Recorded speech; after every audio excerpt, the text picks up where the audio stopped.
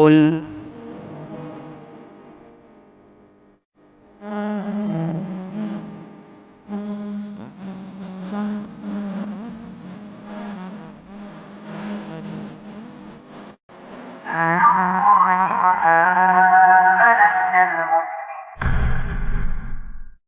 Bismillahirrahmanirrahim. Assalamualaikum warahmatullahi wabarakatuh.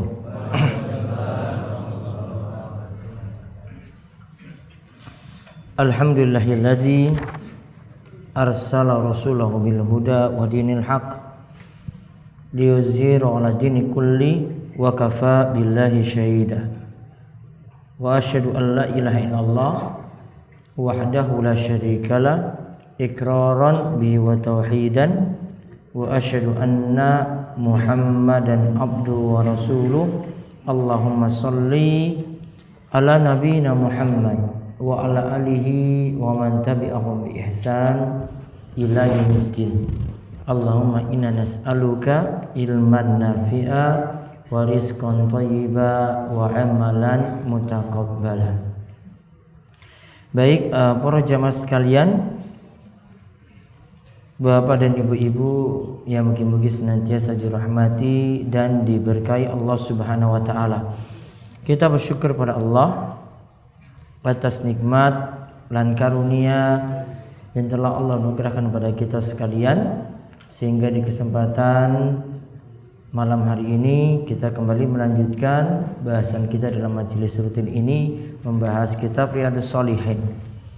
Kita masih masuk pada bab kasratu turukil khair, bayani kasrati turukil khair, banyaknya jalan-jalan kebaikan. Pada kesempatan sebelumnya telah dibahas hadis yang keempat sudah ya, 120 sampun, 121 belum. Baik, kita lanjut dengan pembahasan hadis 121. Anhu, yaitu an Abi Dzar, dari Abu Dzar radhiyallahu anhu. Qala lin nabiyyu sallallahu alaihi wasallam. Nabi sallallahu alaihi wasallam berkata kepadaku,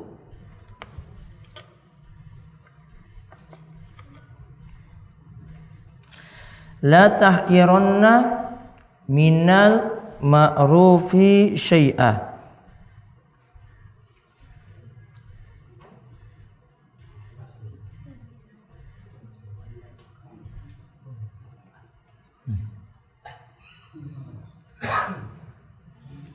La tahqiranna minal ma'rufi syai'ah walau an talqa akhaka biwajhin talaq.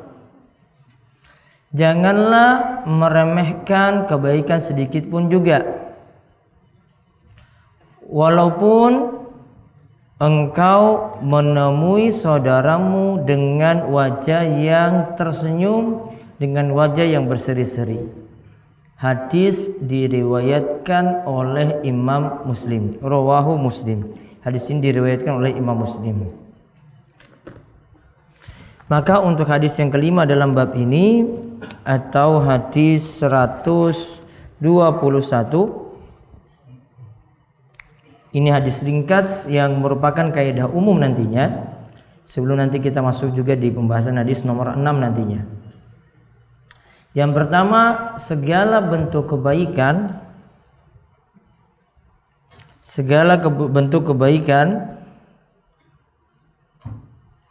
jangan diremehkan, atau tidak boleh kita meremehkan.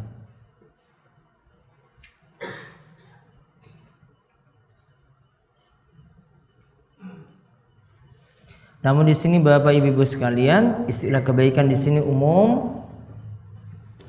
Ada kebaikan yang nantinya kita kenal karena didukung oleh kebiasaan kita, dan ini yang kita pahami keseharian. Buat baik dalam hal misalnya sini yang disebut dengan kita itu bermuka manis, Ya, setiap orang senang dengan perbuatan itu. Ya, dan ini yang kita praktekkan juga keseharian, orang semua mengakuinya. Menolong orang yang dalam keadaan susah ini juga termasuk dalam bentuk kebaikan atau masuk dalam perbuatan ma'ruf. Namun kalau kaitannya kita membicarakan tentang masalah ibadah, Bapak Ibu mesti memperhatikan ya 3 hal yang kaitannya dengan ibadah di sini. Yaitu disebutkan oleh Syekh Muhammad bin Shalih Al-Utsaimin untuk memahami ibadah yang dimana kita mesti melihat dalilnya. Yang pertama, jika ibadah itu diperintahkan dengan dalil, maka berarti kita lakukan. Ya, jika ibadah itu diperintahkan dengan dalil, maka berarti kita lakukan. Yang kedua, jika ibadah itu dilarang untuk dilakukan, berarti tidak boleh kita lakukan. Contoh tadi, ya, kalau ibadah yang dilarang kita lakukan, contoh Nabi SAW pernah menegur ya salah satu istri beliau yang ketika itu melakukan puasa sunnah pada hari Jumat. Boleh atau tidak? Boleh atau tidak? Kalau bersendirian tidak boleh, apalagi tidak ada sebab. Ketika itu Nabi SAW tegur istrinya, kamu puasa pada hari Jumat ini, engkau ikuti enggak dengan hari sebelumnya? Berarti hari apa sebelumnya? Kamis. Berarti Kamis dan Jumat sekaligus. Dia jawab, tidak wahai Rasulullah. Terus, kamu puasa lagi enggak kalau gitu pada hari sesudahnya? Juga tidak wahai Rasulullah. Kemudian Rasulullah SAW memberikan saran padanya, sekarang kamu batalkan puasamu saja. Berarti dilarang untuk berpuasa pada hari Jumat, terutama di sini ketika tidak ada sebab, kecuali kalau diikuti dengan hari sebelumnya atau hari sesudahnya, Kamis Jumat atau Jumat Sabtu. Ini menunjukkan ibadahnya dilarang langsung. Ada yang ketiga, ini kaitannya ibadah dengan dalil lagi. Jika ibadah tersebut kita belum mengetahui dalilnya, entah dalil yang memerintahkan, entah dalil yang melarang. Entah dalil yang memerintahkan, entah dalil yang melarangnya. Terus dilakukan atau tidak? Untuk yang nomor 3 ini tidak boleh dilakukan. Jadi kalau ada ibadah, kita tidak diketahui ada perintahnya di situ, kita tidak ketahui juga di situ ada larangannya, maka tetap tidak boleh dilakukan. Kenapa demikian? Kembali ke kaidah umum yang para ulama sebutkan, hukum asal ibadah itu terlarang. Sampai ada dalil dahulu baru kita boleh melakukannya. Dalilnya sabda Nabi SAW riwayat Bukhari Muslim dari Aisyah, man ahdatsa fi amrina hadza ma laysa minhu fa huwa raddun. Siapa yang beramal baru, mengamalkan suatu amalan yang baru yang tidak ada tuntunan dari kami, maka amalan tersebut tertolak.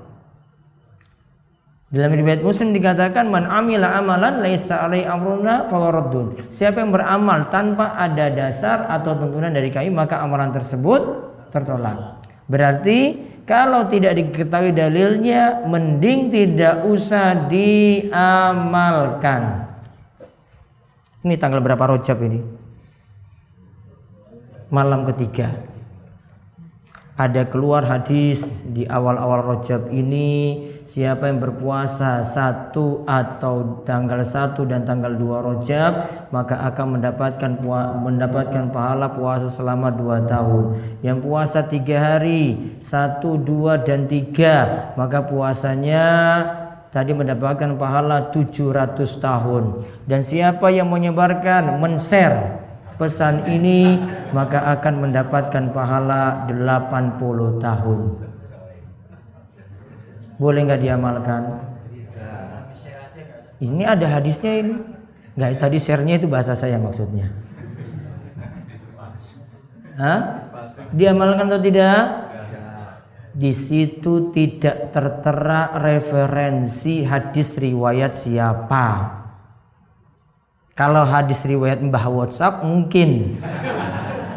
Namun tidak ditulis itu dari kitab-kitab hadis yang populer. Bukhari, Muslim, Sunan Ibnu Majah, Abu Daud, An-Nasa'i, Tirmizi, Ahmad, nggak ada. Berarti boleh nggak diamalkan? Tidak boleh sampai diketahui jelasnya. Itulah zamannya WhatsApp, berita masuk begitu saja. Kita tidak tahu ini benar atau tidak. Kalau nggak tahu benar atau tidak, nggak usah diamalkan, aman. Dan nggak usah di-share. Dan coba lihat, hadisnya luar biasa sekali. Uang kita lakukan puasa Syawal saja, itu pahalanya 1 tahun total kalau ditambah dengan puasa Ramadan kan? Ya. Ini baru puasa Rajab 2 hari saja sudah 2 tahun. 3 hari 700 tahun. Banyak sekali. Luar biasa daripada puasa Syawal. Tambah lagi siapa yang nyebar pesan ini? Saya juga bisa buat-buat kayak begitu. Soalnya kalimatnya itu bukan dari sabda Nabi Shallallahu Alaihi Wasallam. Paham ini? Ya, jadi tidak selamanya kebaikan kita nganggap baik menurut kita. Standar baik kalau itu dalam ibadah itu menurut dalil. Kalau dalil katakan itu baik, ya kita juga mengatakannya baik. Namun kalau ibadah tadi seperti tadi, istri Nabi ditegur tadi kan, puasa apa tadi? Puasa pada hari Jumat. Dia nganggap baik nggak? Nganggap baik. Buktinya dia puasa. Namun kan Rasul tanya, kamu puasa nggak gandengkan dengan hari sebelumnya? Atau kamu puasa lagi nggak gandengkan dengan hari sesudahnya? Dia jawab nggak, dua-duanya. Padahal dia lakukan amalan kebaikan. Namun karena itu masalah puasanya, Rasul katakan batalkan puasamu. Gak tepat kamu puasa pada hari ini. Berarti tidak semua yang kita nganggap baik itu jadi baik atau jadi berpahala sampai terbukti kalau itu ada dalilnya. Ya, ingat itu kaidah umum seperti itu. Ya, ringkasnya tertera pada kaidah tadi, hukum asal ibadah itu mamnu, terlarang sampai ada dalil. Saya dapat syariat baru nih, ada yang baru ajarkan saya, suruh baca bacaan ini sekian kali. Boleh nggak saya amalkan? Tahan dulu. Jangan dulu amalkan, sampai buktikan dulu. Tanya dulu pada orang berilmu, Pak Kiai, Pak Ustadz, ini benar nggak ini amalan ini? Kalau memang belum dapat juga orang untuk dijadikan tempat bertanya, tahan dulu, jangan dulu amalkan. Sampai yakin dalilnya itu benar. Kalau dia jawab nanti ada yang dia tanyakan kemudian jawab, oh itu benar itu, sudah amalkan. Itu dalilnya ini sahih. Jadi riwayatnya seperti ini sahih, sudah amalkan dengan mudah. Namun kalau enggak, mendingan enggak usah diamalkan, ditahan saja. Apalagi ingin menyabarkannya pada yang lain. Itu kaidah untuk perbuatan ma'ruf. Kemudian dari hadis ini juga kita jadikan pelajaran dianjurkannya memberikan rasa gembira kepada orang muslim yang lainnya. Memberikan rasa gembira. Di antara bentuknya di sini bersenyum, tersenyum di hadapan orang lain. Di antara bentuknya di sini tersenyum di hadapan orang lain. Bantu orang juga ini lebih daripada itu. Ini lebih lagi berpahala. Memberi makan pada orang ini juga lebih daripada itu, lebih berpahala lagi. Ada yang haus, kita memberikan minuman, ini lebih berpahala lagi. Bukan sekedar senyum saja. Lebih daripada senyuman yang dia berikan ketika itu, karena ini bentuk perbuatan ma'ruf yang lebih daripada sekedar tersenyum di hadapan orang lain. Intinya tadi yang pertama, kebaikan jangan diremehkan apapun itu. Ya, bentuknya itu apapun tidak boleh diremehkan. Termasuk di sini juga kalau kita itu pelajari ilmu, ngaji, dapat satu ilmu berusaha untuk diamalkan. Kita itu amalkan satu ilmu itu, kalau ini bukan ilmu yang wajib mesti kita amalkan setiap waktu, namun ini yang bisa kita lakukan sekali-sekali saja, ya. Kita amalkan satu kali saja berarti sudah mengamalkan sunnah Nabi Shallallahu Alaihi Wasallam. Misalnya kemarin sudah kita bahas amalan itu sholat duha. Seumur hidup saya hanya sholat duha sekali saja. Sudah jalankan ajaran Nabi apa belum? Sudah. Ya. Artinya di sini dia tidak remehkan sunnah ini. Sudah saya lakukan sekali saja. Sudah mendapatkan ajaran Nabi SAW tadi. Sudah mendapatkan pahala dari amalan sholat duha. Dia tidak remehkan ini. Apalagi kalau dia berusaha untuk merutinkan amalan tersebut. Intinya kalau sekali saja seperti itu, apalagi lebih daripada itu. Bukan hanya sekali, dia jadikan rutinitas dalam hal ini. Nah, sekarang kita lihat lagi hadis, masih membicarakan tentang masalah perbuatan ma'ruf juga. Kali ini kita lihat hadis dari Abu Hurairah tentang masalah perintah sedekah setiap hari dengan menggunakan anggota tubuh kita atau persendian kita. Dari Abu Hurairah radhiyallahu anhu,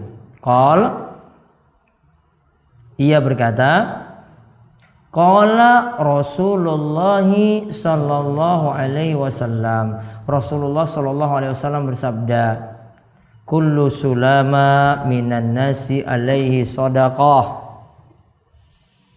Setiap ruas tulang manusia itu punya kewajiban untuk bersedekah.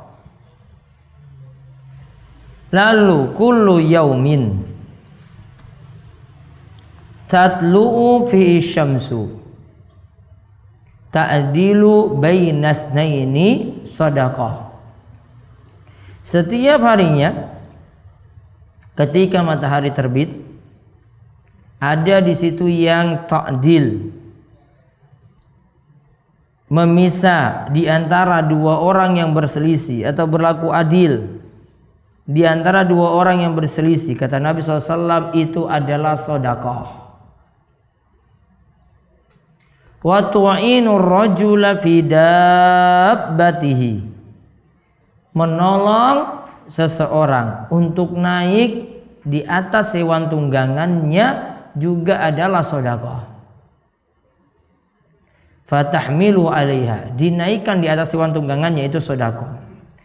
Au tarfa'u lahu 'alaiha, tahmiluhu tadi cuma membawanya saja, membawa barang-barang dagangannya, dinaikkan di atas kendaraannya. Au tarfa'u lahu 'alaiha, atau tarfa'u lahu 'alaiha mata'u sedekah, atau dia naikkan barang-barang dagangan di atas hewan tunggangan tadi adalah sedekah. Jadi yang pertama bentuknya dia naikkan orang ini, bantu naik ke atas kendaraan. Yang kedua, barang dagangannya yang dinaikkan, dikatakan itu adalah sedekah.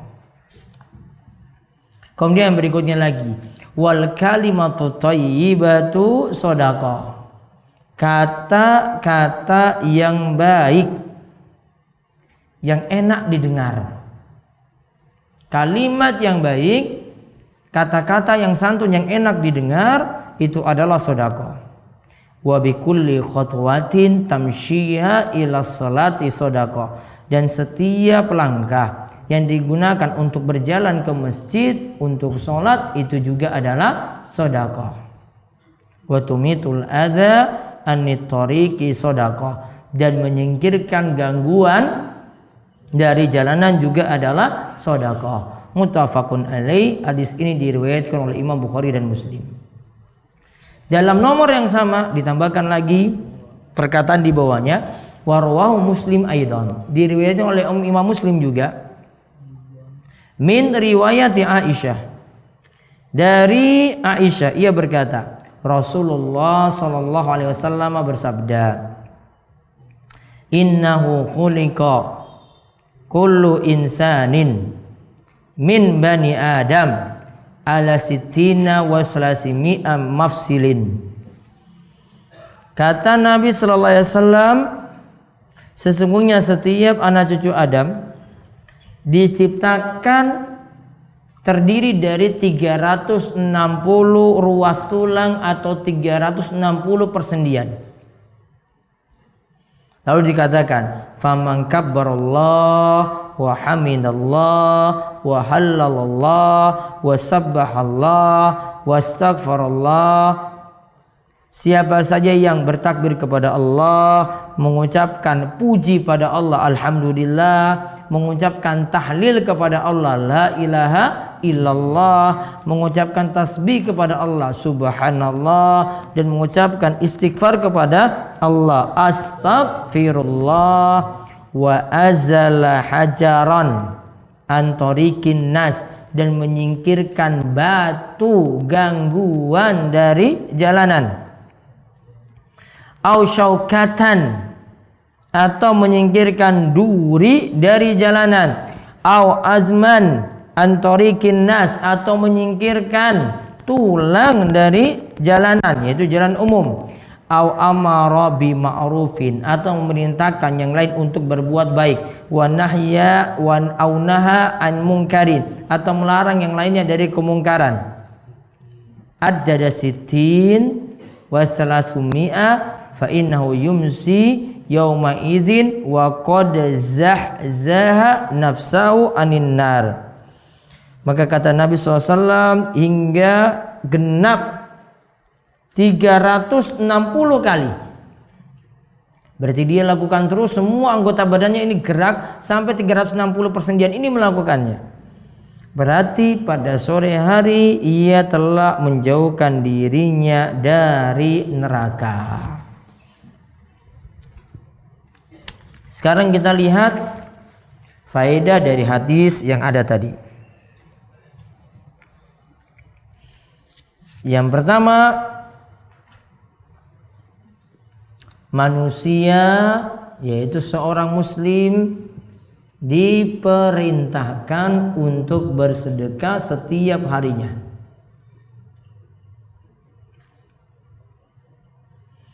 Setiap mukmin atau setiap muslim diperintahkan untuk bersedekah setiap harinya.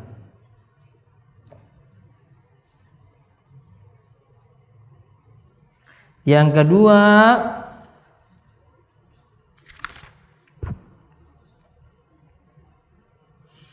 tadi disebutkan di sini macam-macam bentuk sedekah berarti. Dan kalau kita lihat sedekah di sini, segala bentuk perbuatan ma'ruf, berarti segala bentuk perbuatan baik. Maka faedah yang kedua, segala bentuk perbuatan ma'ruf atau kebaikan adalah sedekah. Segala bentuk perbuatan ma'ruf atau kebaikan adalah sedekah. Sebagaimana sabda Nabi SAW, wa kullu ma'rufin sedekah. Setiap perbuatan baik itu adalah sedekah.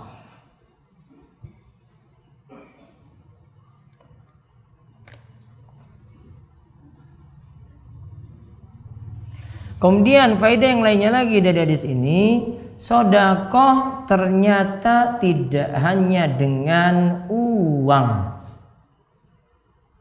Sedekah ternyata tidak hanya dengan uang.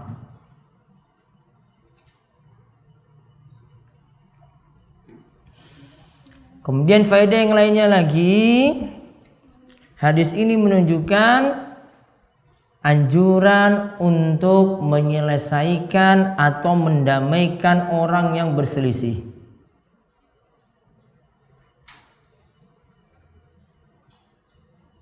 Untuk menyelesaikan atau mendamaikan orang yang berselisih.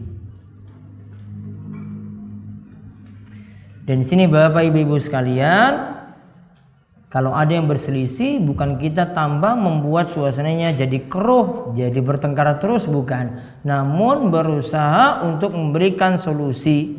Dan yang lebih baik adalah kalau ini dalam masalah hubungan, kita satukan hubungan tadi lagi, tidak membuat malah orang itu terpecah atau hubungannya jadi terputus. Contoh misalnya, kalau ada yang ingin masalah rumah tangganya pingin agar solusinya saya pingin cerai saja. Solusi yang baik kalau ada yang dimintai nasihat di situ adalah dia sarankan untuk mempertahankan yang ada kalau bisa dipertahankan. Karena ingat kaidah yang biasa disebutkan oleh para ulama, al-istimraru aula minal ibtida.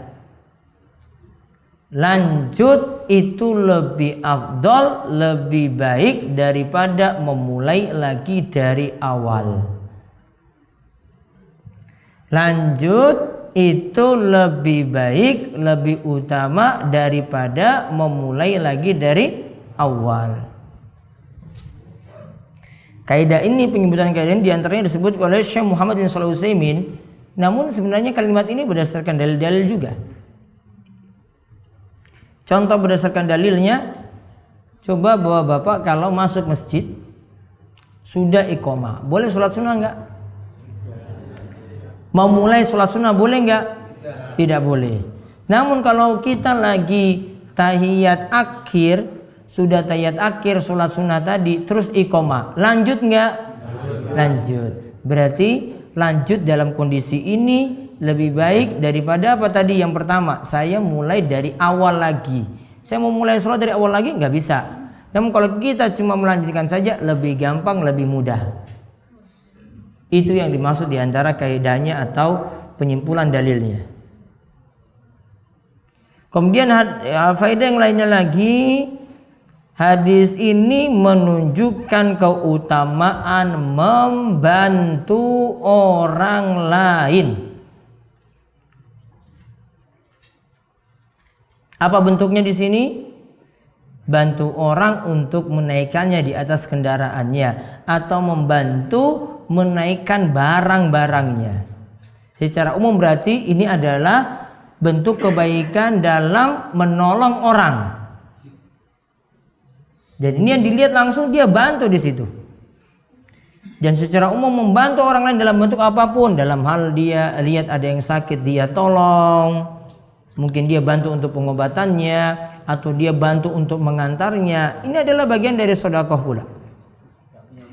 Termasuk pula kalau ada yang butuh bantuan uang, terus kita memberikan pinjaman atau sekedar membantu saja tanpa meminta untuk dikembalikan uangnya tadi. Dua cara berarti ya. Bisa memberikan pinjaman uang, bisa cuma membantu ya tanpa minta balik lagi. Mana yang paling berat di sini? Memberikan pinjaman utang tadi ataukah cuma sekedar bantu saja? Berarti sesuai dengan kemampuan, dia sedekah saja biasa. Mana yang lebih berat di sini kira-kira perasaannya? Meminjamkan uang. Berarti nanti ditimbang-timbang kalau dalam menolong orang seperti ini, mana yang saya harus lakukan? Apakah saya kasih cuma-cuma atau minta untuk dikembalikan? Kalau minta untuk dikembalikan, tugasnya adalah mesti sangat-sangat sabar. Dan selalu gelisah loh orang yang pinjamin uang itu. Kapan uangnya kembali? Dikembalikan itu bisa utuh atau tidak? Kembalikannya bisa tepat waktu ataukah tidak? Ini orang ini mau kabur atau tidak? Atau dia nanti kalau ketemu saya mau senyum atau tidak? Biasanya sama-sama bareng-bareng di pasar, namun kok ini nggak pernah kelihatan. Oh ternyata sudah minggat ke Sumatera. Hilang. Ya, dia sabar sekali itu. Makanya sampai Nabi SAW itu katakan kalau ada yang memberikan pinjaman uang pada orang lain, terus ketika tenggang waktunya itu sudah datang, dia berikan waktu lagi, tenggang lagi. Waktu deadline-nya itu sudah datang, ya saatnya ini lunas, ya namun belum bisa. Dia berikan tenggang waktu lagi, berpahala lagi. Dihitung sedekah lagi setiap harinya. Kenapa dihitung sedekah Bapak Ibu? Oh, dia nolong orang susah kok. Dia nolong orang di sini dan dia sendiri yang susah sebenarnya. Ya, dia sendiri yang susah. Tambah lagi kalau memang ingin butuh sekali, Mau nagih pun juga orang yang meminjamkan uang malah susah. Kadang yang mau ditagih itu malah dia yang marah. Iya kan? Dia malah, wah enggak Bapak, saya nggak ada uang ini. Dia yang marah-marah. Itu padahal kita mau tagih dan kita dalam keadaan butuh lagi. Padahal kita ini mau butuh untuk keperluan kita sendiri. Ya, itu juga uang kita, malah kita yang kena marah. Lebih galak lagi. Ya. Itulah susahnya di situ. Jadi pahami baik-baik, karena ini menolong orang dan ruginya itu lebih banyak, maka ditimbang baik-baik kapan kita itu bisa memberikan pinjaman, atau mungkin kita memilih saja, sudahlah saya bantu seadanya saja sesuai dengan kemampuan saya ketika itu. Timbang kondisi kita masing-masing. Kalau yakin bisa dikembalikan, ya silahkan pinjamkan. Namun kalau kita yakin bahwasanya ini kayaknya nggak bisa kembali ini, ya sudah, bantu apa adanya. Katakan, saya cuma punya uang seperti ini saja untuk membantu seadanya. Faedah yang lainnya lagi dari hadis ini, kita diperintahkan berkata yang baik.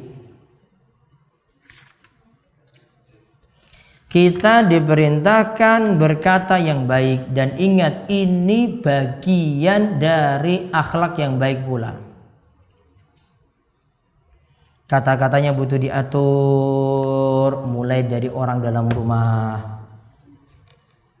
Berbicara dengan istri seperti apa, berbicara dengan anak-anak seperti apa. Itu untuk bermuamalah dengan orang lain. Belum lagi untuk dirinya sendiri. Dia kalau berkata mesti nimbang-nimbang. Jangan sampai berkata yang keluar kata-kata syirik, yang keluar kata-kata yang mengundang murka Allah Subhanahu wa ta'ala.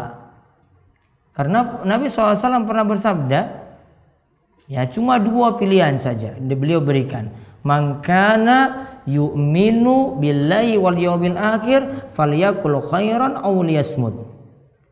Siapa yang beriman kepada Allah dan hari akhir, hendaklah berkata yang baik. Kalau tidak, pilihan yang kedua, diam.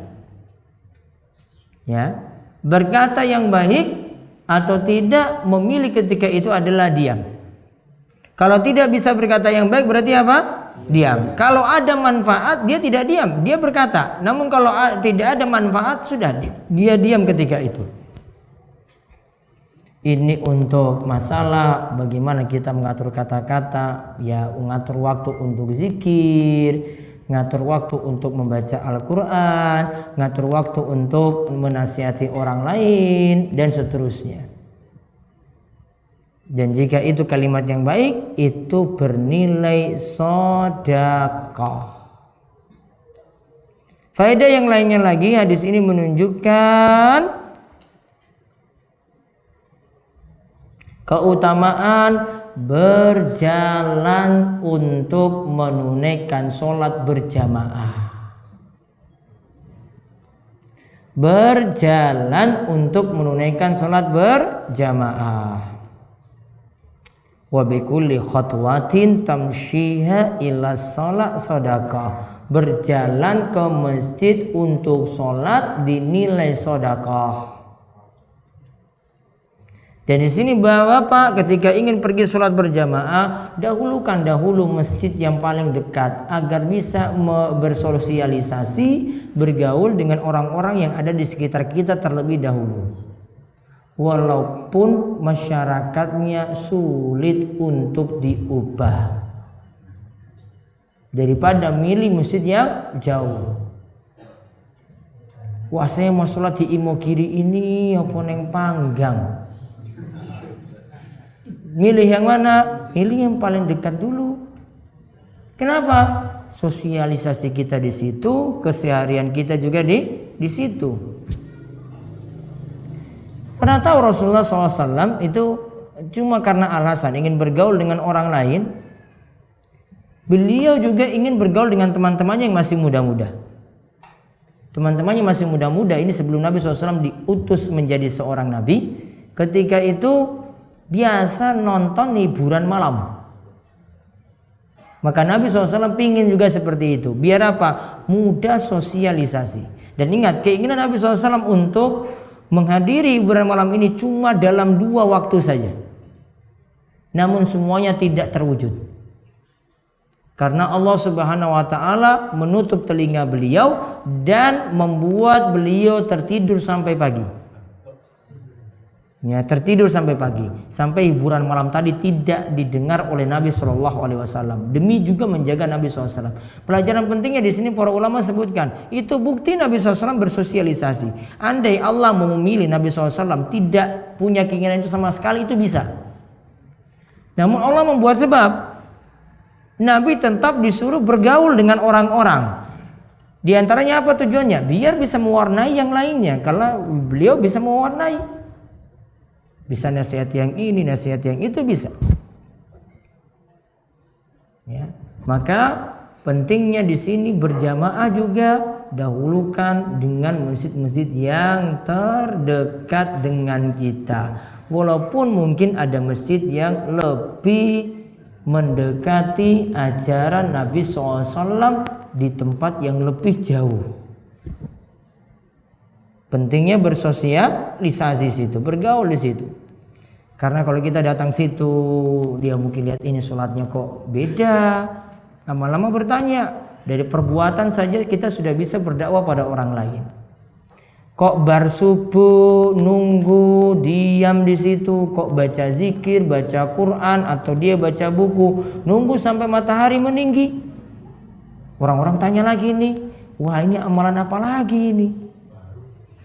Amalan baru. Dijelaskan. Kalau bisa jelaskan, jelaskan.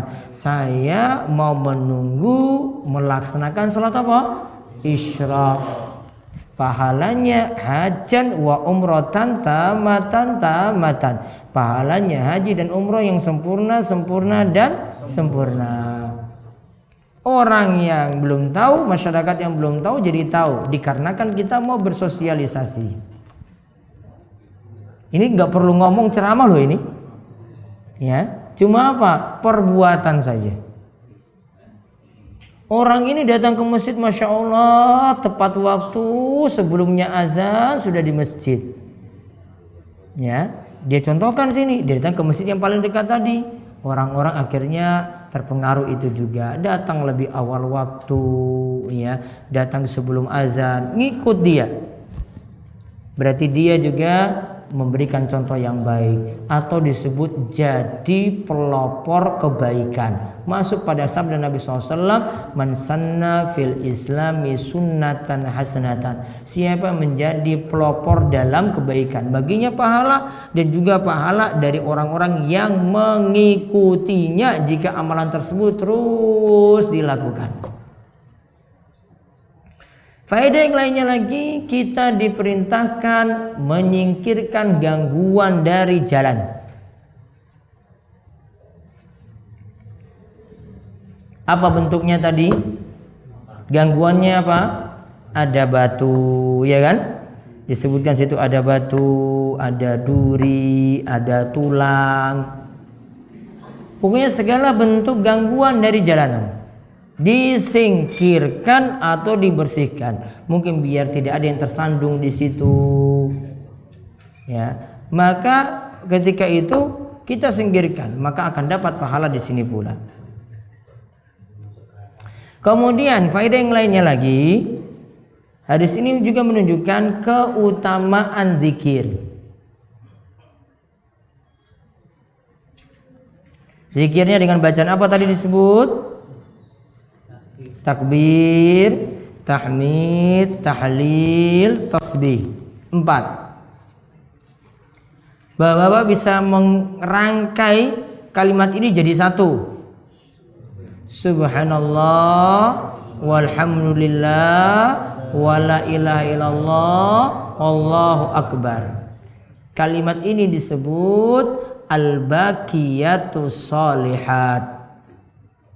Sebagaimana tafsiran para sahabat ketika menjelaskan ayat surat Al-Kahfi, al-malu wal banuna zinatul hayatid dunya wal baqiyatus shalihat.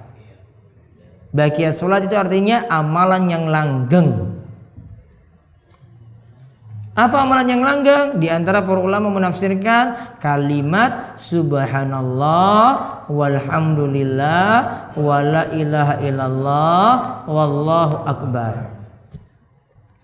Kapan bisa diamalkan? Bisa diamalkan ba'da sholat wajib. Kan yang praktekkan Bapak Ibu kan biasanya subhanallah 33 kali, alhamdulillah 33 kali, Allahu akbar 33 kali, la ilaha illallah wahdahu la syarikalah lahul mulku wa lahul hamdu wa huwa ala kulli syai'in qadir. Genap 100 kan? Baik.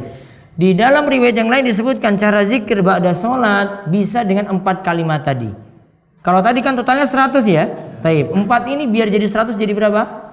25. Berarti baca Al-Baqiyatus Sholihat tadi 25 kali. 25 kali 4 kalimat berarti jadi berapa? 100. Subhanallah walhamdulillah wala ilaha illallah wallahu akbar. Subhanallah walhamdulillah wala ilaha illallah wallahu akbar. Diulang sampai 25 kali. Itu sama seperti kita baca subhanallah 33, alhamdulillah 33, Allahu akbar 33 ditutup dengan la ilallah digenapkan jadi 100. Jadi ada istilah apa tadi? Al-Baqiyatus Sholihat. Artinya apa? Amalan yang langgeng. Jadi sedekah bisa dengan bentuk zikir tadi. Namun kalau hitungannya seperti tadi, lihat tadi berapa kali tadi saya sebut? 25 kali. Yang afdal dihitung pakai tangan, yaitu dengan jari jemari. Digunakan tangan kanan atau tangan kiri atau dua-duanya? Apa Bapak? Bagi yang biasa dengan 2 tangan sekarang diubah cuma 1 saja, yaitu tangan apa? Kanan. Kenapa tangan kanan saja? Karena tangan kiri untuk yang jelek-jelek. Urusan toilet, urusan kamar mandi dengan tangan kiri. Tangan kanan untuk kebaikan. Aisyah katakan Rasulullah SAW itu yu'jibu tayammunu fi tana'ulihi wa tarajulihi wa fi sya'ni kulli. Rasulullah SAW itu biasa mendahulukan yang kanan. Ketika pakai sendal, ketika nyisir rambut, ketika bersuci, ketika untuk perbuatan-perbuatan yang baik-baik. Sedangkan tangan kiri untuk yang kotor-kotor, sehingga tidak pantas zikir itu dengan menggunakan tangan kiri. Jadi cuma tangan kanan saja. Jarinya urutannya bagaimana Bapak Ibu? Urutannya bagaimana? Dari kelingking dulu? Apa nih? Telunjuk? Atau dari jempol dulu? Mana yang dipakai? Bebas, nggak diatur. Terserah mau dari kelingking dulu, mau dari jempol dulu, atau jempol digunakan untuk itu, bebas. Rasul nggak ngatur, nggak usah persempit. Yang penting tangan apa? Kanan. Kalau jenengan tambah aturan lagi di sini, malah orang jadi repot. Wah, tadi aku lupa Ustadz, saya mulai dari kelingking dulu. Padahal Rasul nggak atur. Kalau Rasul tidak atur cara ini, Rasul cuma mengatakan apa? Gunakan tangan kanan itu dengan jari jemarimu. Maka berarti bebas mau gunakan jari yang mana dulu. Yang penting tadi kalau disuruh 25, hitungannya nanti jadi 25. Disuruh 33, hitungannya itu jadi 33. Itu cara hitung zikirnya. Juga di sini ada keutamaan pula amar ma'ruf nahi mungkar termasuk sedekah. Amar ma'ruf nahi mungkar juga termasuk sedekah.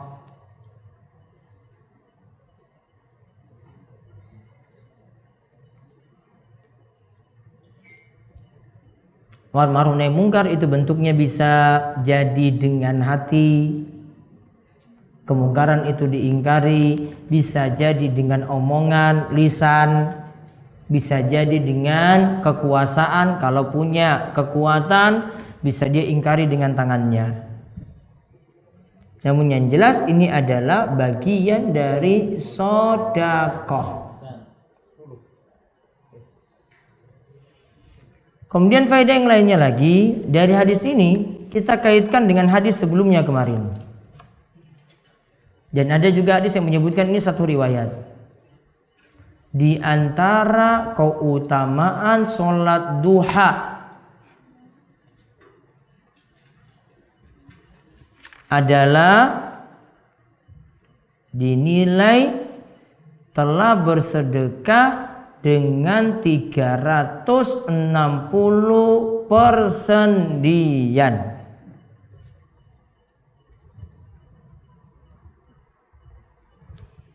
Telah bersedekah dengan apa? 360 persendian. Nanti lihat kembali hadis yang nomor 118. Karena disebutkan setiap paginya itu diperintahkan untuk sedekah. Ditutup dengan semuanya itu bisa dicukupkan dengan sholat duha, ya kan? Sedangkan kita disuruh sedekah 360 persendian. 360 persendian ini kita disuruh sedekah. Berarti kalau kita lakukan tadi sholat duha saja nilainya sama seperti sedekah dengan 360 persendian. Berarti kenapa di sini disebut 360 persendian? Cuma sholat duha saja, minimal 2 rakaat di sini. Dikarenakan kalau orang sholat duha semua anggota tubuhnya gerak. Matanya nanti bersedekah karena memandang ke bawah ke tempat sholatnya. Tangannya juga bergerak ya, berarti tangannya sudah sedekah. Kakinya juga bergerak ketika itu jadi tumpuan. Lututnya juga bergerak ketika itu. Sikunya juga bergerak ketika itu. Lehernya juga bergerak ketika itu. Ya kan? Seluruh anggota itu nanti akan bergerak. Termasuk juga dia baca zikir berarti lisannya juga bergerak. Berarti semua 360 persendian itu bergerak saat itu. Maka sudah mencukupi dan itu nilainya sama seperti bersedekah dengan 360 persendian. Terus tadi disuruh setiap hari sedekah. Faedah yang berikutnya, karena setiap hari disuruh sedekah dan sedekah itu boleh diganti sholat duha, maka sholat duha boleh dilakukan setiap hari. Ini jadi dalil sholat duha boleh dilakukan setiap hari. Sedangkan sebagian ulama tidak menyetujui hal ini. Namun yang tepat sholat duha boleh diulang setiap hari. Karena apa? Setiap hari disuruh sedekah kan? Ya, boleh dicukupkan sedekah tadi dengan sholat apa? Duha. Berarti setiap hari kita boleh sholat duha karena setiap hari disuruh sedekah.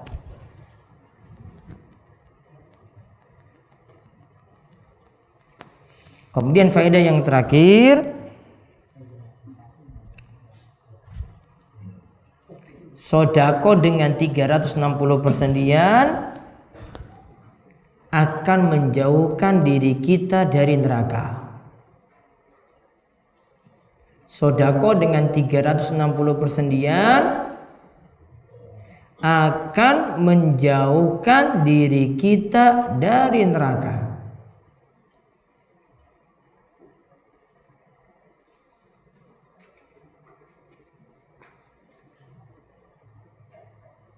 Sudah sampai di situ pembahasan kita untuk malam hari ini. Wallahu a'lam bishawab. Dan salah satu hikmah lagi dari hadis ini sebenarnya 360 persendian tadi itu jumlah dari Nabi SAW. Beliau ucapkan ketika menyebutkan hadis ini. Dan hasil dari penelitian kedokteran pula, tubuh kita punya 360 persendian juga sama. Padahal Nabi SAW tidak mempelajari khusus ilmu kedokteran, namun hasilnya sama dan menunjukkan kenubuahan, kenabian Nabi SAW dengan sabda beliau tadi. Wallahu a'lam. Baik, ada yang tanya langsung? Nah, pakai mic. Pak, tanya mic.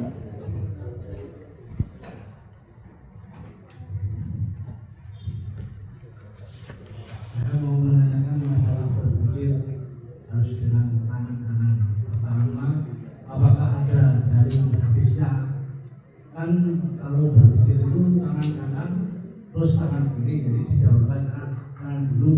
jelas subhanallah subhanallah.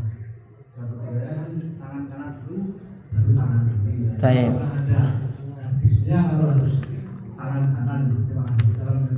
Waalaikumsalam warahmatullahi wabarakatuh. Dalilnya dalil umum. Sebagaimana kalau kita makan itu nggak pakai dua tangan, disuruh makan itu pakai tangan kanan. Iza akala ahadukum falyakul biyaminihi. Jika salah seorang di antara kalian itu makan, maka makanlah dengan tangan kanan. Nabi nggak suruh dua tangan. Oh, saya mau dahulukan tangan kanan dulu, setelah itu tangan kiri. Keliru. Maka anggapannya sama untuk zikir juga, karena ini perkara yang baik, masuk ke umuman hadis. Umuman hadis yang memerintahkan untuk perkara yang baik menggunakan tangan kanan. Maka tangan kanan digunakan untuk berzikir saja, tidak memakai tangan kiri. Paham Ji? Baik. Ada lagi?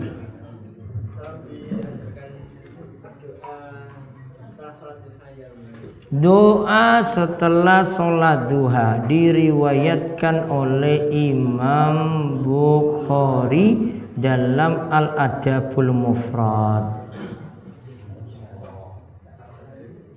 Allahumma gfirli wa tub alayya innaka antat tawwabur rahim. Diulang. Allahumma gfirli wa tub alayya innaka antat tawwabur rahim. Baca berapa kali? 100. Kalau suruh 100 manut saja 100. Bon? Bisa ditambah dengan kata-kata kalau kita permohonan. Nanti setelah baca itu mau berdoa silakan. Itu kan maksudnya? Baik. Ada lagi ya. Waalaikumsalam warahmatullahi wabarakatuh. Tadi dikatakan ada kita menghapus misalnya memberikan hutang, yaitu bagaimana hukumnya menagih hutang. Bagaimana hukumnya menagih hutang? Wajib.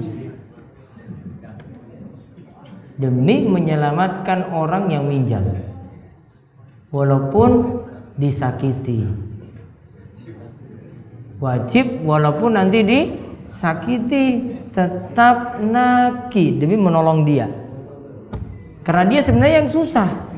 Susahnya nanti di akhirat dia kalau tidak ditagih-tagih kan, dia lupa.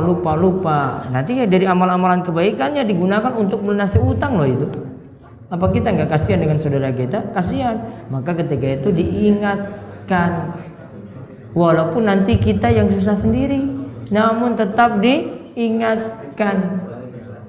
Walaupun juga sakit di hati. Pun, iya sudah tahu. Berat sekali kalau nagih itu, apalagi kalau sampai puluhan juta dan dia lupa semuanya ini. Kita yang terus gelisah. Ya, tetap ditagih. Dan ini mudah-mudahan jadi pelajaran, kalau ingin meminjamkan uang itu lihat-lihat orang dulu dan kita benar-benar pakai pertimbangan. Kita nggak bantu dia, kita nggak kena dosa. Apalagi tahu dia itu nggak amanat, kita nggak bantu orang yang tidak amanat, kita tidak kena dosa. Kan kita melakukan sesuatu yang dianjurkan saja. Kalau saya nggak mau gimana? Saya butuh uang ini juga, kita nggak kena dosa. Daripada kita nanti ujung-ujungnya juga kena dosa lagi dikarenakan nggak sabar untuk ini. Paham ya? Baik, ada lagi? Assalamualaikum warahmatullahi wabarakatuh. Waalaikumsalam warahmatullahi wabarakatuh. Ustaz, ketika salat berjamaah di masjid, saya sering melihat orang yang melakukan takbiratul ihram dengan tangannya seputar seperti ini. Allahu Akbar, terus putar gini, batal. Kemudian saya ada yang bertanya, mereka berdalih dengan mengutamakan tangan kanan. Apakah yang mereka lakukan? Oh, mendahulukan tangan kanan, maka sebelum sedekap tangannya diputar dulu. Batal sholatnya. Sering sekali saya melihat di beberapa Iya, bilang imammu siapa, rujukannya siapa, Ini dalam mazhab Syafi'i pun itu bermasalah itu. Sudah lebih dari 3 gerakan kalau dalam mazhab Syafi'i. Iya, karena gerakan tambahan di luar gerakan sholat tidak boleh lebih daripada 3 gerakan kalau dalam mazhab Syafi'i. Batal kalau dia Syafi'i. Ya, karena di luar gerakan asli untuk sholat.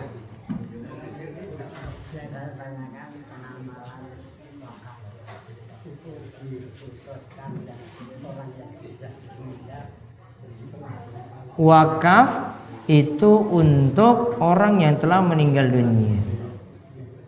Dia wakafkan sesuatu supaya jadi amal jariah. Namun dilakukan bisa ketika orang itu masih hidup. Namun dia niatkan untuk wakaf. Wakaf sebenarnya bukan untuk orang mati saja, untuk orang hidup juga dengan niatan ini jadi amal jariah atau sedekah jariah. Boleh. Ada lagi? Baik, lewat kertas. Bolehkah bagi akhwat menawarkan diri agar dinikahi laki-laki soleh? Boleh atau tidak? Boleh atau tidak Bapak? Ada akhwat yang menawarkan diri. Boleh. Namun dalam masalah untuk keputusannya nanti walinya yang putuskan, bukan dia. Maka amannya walinya yang menawarkan kepada laki-laki, bukan akhwatnya. Biasanya kalau menawarkan seperti ini cuma terjadi kepada orang yang sudah pernah menikah, bukan kepada gadis, karena gadis punya sifat yang sangat-sangat malu sekali. Bolehkah menggunakan musik islami dalam acara pernikahan atau menyalakan musik islami sebelum kajian untuk menarik jamaah? Baiknya tidak dilakukan. Saya seorang alumni di salah satu perguruan tinggi negeri di Jogja yang baru lulus bulan Februari kemarin. Saya diminta oleh dosen saya untuk mengikuti lomba karya ilmiah di mana biaya pendaftaran seluruhnya ditanggung oleh pihak fakultas. Apakah saya berdosa apabila mengikuti lomba tersebut? Masih dibolehkan. Bekerja di lembaga riba sebagai cleaning service. Kalau masih bekerja di situ cuma ada 2 kemungkinan. Pertama, dia ridho dengan perbuatan yang terjadi di situ. Yang kedua, dia cuma bersih-bersih saja tidak ridho. Kemungkinan pertama paling besar, karena dia itu ridho dengan perbuatan yang terjadi di kantor tersebut sehingga dia kerja di tempat tadi, ya, maka saya sarankan tidak bekerja di situ. Wallahu a'lam. Lebih baik sholat di musola depan rumah tetapi kurang tepat waktu, atau di masjid yang jaraknya 150 meter dari rumah dengan tepat waktu. Dilihat musolanya ini apa yang dimaksud. Kalau musolanya di sini yang dimaksud cuma musola rumahan, bukan untuk narik jamaah umum, dan itu tidak ada sholat lima waktu memanggilnya lewat mic, cuma sekedar sholat saja di situ, baiknya tidak. Cari masjid yang rutin sholat berjamaah, maka dicari yang paling dekat, masjidnya lebih afdal. Kita sholat subuh jamaah, terus imam membaca kunut, angkat tangan, maka sikap makmum harus ikuti angkat tangan dan aminkan atau bagaimana? Bisa memilih salah satu pendapat berikut. Bisa dia memilih tidak angkat tangan sama sekali, berarti tidak mengaminkan juga, karena dia punya prinsip saya tidak setuju dengan kunut ini. Atau bisa memilih pendapat yang kedua, walaupun tidak setuju tetap angkat tangan atau mengaminkan, tetap mengangkat tangan dan mengaminkan. Kalau pendapat yang kedua ini lebih tidak mengundang konflik dengan kanan kiri, dan dianggap nanti kita tetap bersatu walaupun punya perbedaan seperti ini. Dan Imam Ahmad ketika ditanya tentang masalah ini juga dia jawab sama, tetap mengangkat tangan dan juga tetap mengaminkannya, karena ini masalahnya doa, dan perbedaannya bukan perbedaan yang sampai beliau katakan sampai parah, tidak, namun perbedaannya di sini dalam masalah penilaian hadisnya, walaupun diyakini tidak setuju dengan kunut tadi.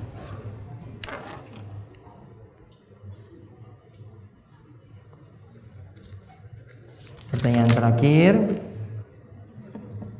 mohon penjelasan tentang kondisi habis junub. Tidak boleh memasukkan mayat di liang lahat. Kemudian dalam kondisi junub untuk makan minum harus suci dulu. Bukan maksudnya seperti ini. Nabi SAW ketika pernah ingin masalah penguburan jenazah, beliau ketika melihat siapa yang nanti akan masukkan jenazah dalam kubur, Nabi tanya dulu, siapa yang tadi malam hubungan intim? Kemudian para sahabat jawab tidak ada. Maka ketika itu yang tidak melakukan hubungan intim di malam hari, dia memasukkan jenazah dalam kubur. Sedangkan yang melakukannya disarankan tidak. Itu saja yang maksudnya. Bukan berarti di sini dia dalam keadaan junub sampai penguburan, bukan. Untuk pertanyaan ini juga sangat-sangat tidak mungkin. Ya, sangat-sangat tidak mungkin. Kemudian dalam kondisi junub untuk makan minum harus suci dulu atau tidak? Tidak. Namun kalau dia mau melakukan, bisa dua pilihan. Yang pertama, dia segera mandi untuk makan dan minum tadi. Itu lebih afdal. Atau pilihan yang kedua, cuma wudhu saja. Nanti setelah dia lakukan aktivitas tadi, saat dia butuh untuk mandi, baru nanti dia itu melakukan mandi junub. Wallahu a'lam bishawab. Kita cukupkan untuk pembahasan kita kali ini, dan diumumkan insya Allah nanti akan rutin setiap Ahad Pon jam 7:30 pagi sampai sekitar jam 9 atau 9:30 ya, kajian di Bantul ya, mudah-mudahan di Masjid Agung Manunggal Bantul. Nanti ada pembahasan yang khusus insya Allah, rutin nanti setiap Ahad Pon jam 7:30 sampai sekitar jam 9 atau 9:30 ya. Kemudian insya Allah mungkin dalam waktu dekat nanti juga ada kajian di Telingo untuk 1 kali kajian biiznillah. Demikian kita cukupkan pengawasan kita malam hari ini, mudah-mudahan bermanfaat dan Allah Subhanahu wa taala terus menambahkan kita ilmu dan berikan kita taufik untuk beramal soleh. Kita cukupkan, kita tutup, kalian doa kafaratul majelis. Subhanakallahumma bihamdika asyhadu an la ilaha illa anta astaghfiruka wa atubu ilaik. Assalamualaikum warahmatullahi wabarakatuh.